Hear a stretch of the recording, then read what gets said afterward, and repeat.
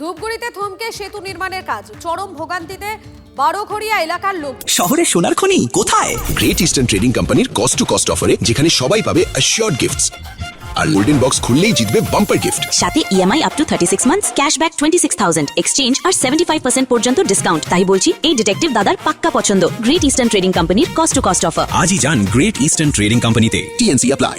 তৃণমূল সরকারের আমলে ঘটা করে শিলান্যাস হয়েছিল, শুরু হয়েছিল কাজও। রাজ্যে পালাবদলের পর থমকে গিয়েছে কাজ, উধাও ঠিকাদার সংস্থার কর্মীরা। ধূপগুড়ির বিধায়ক নরেশ রায়ের উদ্যোগে নদীর ওপর একটি অস্থায়ী বাঁশের সাঁকো তৈরি করা হয়েছে। তবে বর্ষায় নদীর জল বাড়লে সাঁকোটি ক্ষতিগ্রস্ত হতে পারে বলে আশঙ্কা। তো মনে করে এই যে দেখতে পাচ্ছেন যে অবস্থা, যে এখনো পিলার ওঠাইতে পারলো না, কাজ বন্ধ হয়ে আছে। কাজ বন্ধ হয়ে আছে। তো বলছি যে রডগুলো বের হয়ে আছে, কতটা বিপজ্জনক? অনেক তো বিপদ। এখন যদি বাসের শাখা তো এদিক দিয়ে আছে, আর যদি অন্য কোনো যদি অচেনা লোক আসে, যদি ডাইরেক্ট আসে, তাহলে তো সে রটের মধ্যে পড়বে।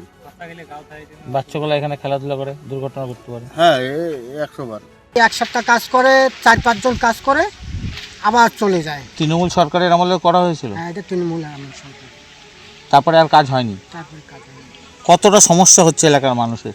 এলাকার মানুষ তো সমস্যা, বর্ষা তো এইভাবে যাতায়াত হয়ে গেল। আর এই বাসের সাঁকো আর কি এই 4-5 দিন হচ্ছে দেওয়ার। কে কে বানাই দিছে বাসের সাঁকো? বিধায়ক। বিধায়ক এই ব্রিজটার অবস্থা কি এখন? এখন অবস্থা 12 হাল অবস্থা, ব্রিজের কাজ বন্ধ হয়ে আছে। কাজ বন্ধ হয়ে আছে। আজকে বোধহয় 2 মাস 2.5 মাস হয়ে গেল কাজ বন্ধ। এখন বলে কাজ হবে না। মানে ভোটের পরে কি আর কোনো কাজ হয়েছিল এখানে?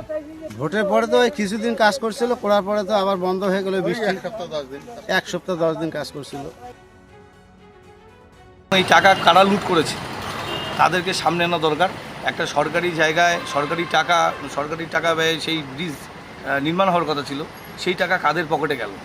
কারণ এই সরকার পরিবর্তন হওয়ার পরেই আমরা জানতে পারছি যে 61 লক্ষ টাকা জেলা পরিষদের যে ব্রিজ, সেখানে উদ্বোধন করবার জন্য তৎকালীন বিধায়ক থেকে শুরু করে জেলা পরিষদের যারা কর্মাধ্যক্ষ ছিলেন সবাই সেখানে উপস্থিত ছিলেন, এবং তারাও আজকে এই বিষয়টা এড়িয়ে যাচ্ছে।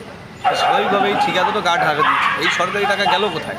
এটার পুঙ্খানুপুঙ্খ তদন্ত সম্মানীয় বিধায়কের নেতৃত্বে অবশ্যই হবে।